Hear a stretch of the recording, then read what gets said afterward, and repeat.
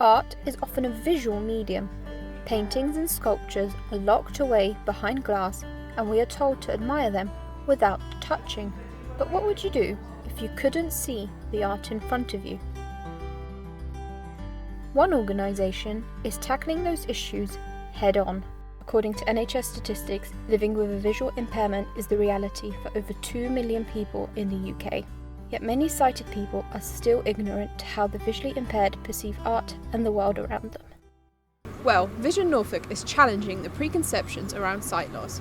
Their new project, titled Sightlines, is using visual arts and movement in a series of workshops for the visually impaired, creating art which will be displayed at an exhibition at the end of March.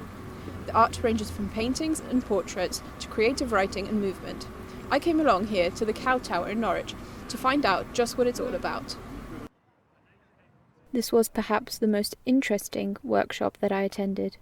The art form which I witnessed was very unique in that it did not involve canvases or tools, but instead the participants used their bodies to communicate with each other, teach each other, and to learn from each other about trust in others and the world around them. Amy Fellows, the artist in residence and art teacher at Vision Norfolk, told me all about how she came up with this artistically unique movement workshop. In my spare time, I like to train acrobatics, and part of that practice is something called hand-to-hand or partner acrobatics.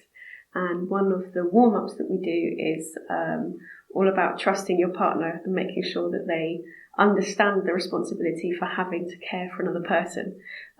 It's something that's very similar when you guide someone who has a visual impairment. I wanted to kind of give people a baptism of fire into what it's like to guide someone that can't see, and the participants all had sight. So for them it was all about trust and giving up that sense. This workshop seemed like a lot of educational fun from an outsider's perspective, but it meant a lot more for the visually impaired people who attended, who saw it as an opportunity to express a larger message of change and hope to the sighted people around them.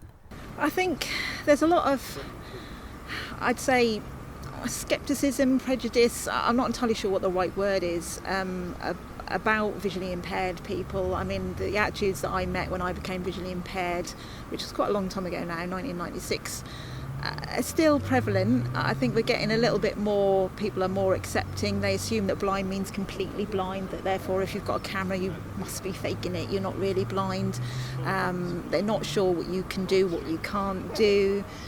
So I think that having these sort of events that show not only visual impairment as something that's not alien and terrible and scary, and also the fact that we actually can be artistic still, even with vision loss, and I think that's very important because it shows that we are still human beings, which of course we are, we're not scary.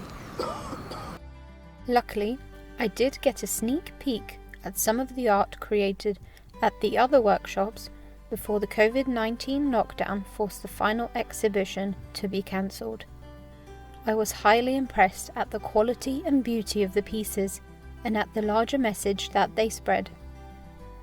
But fear not, you can see this amazing artwork in person next April at the Antros Arts Foundation.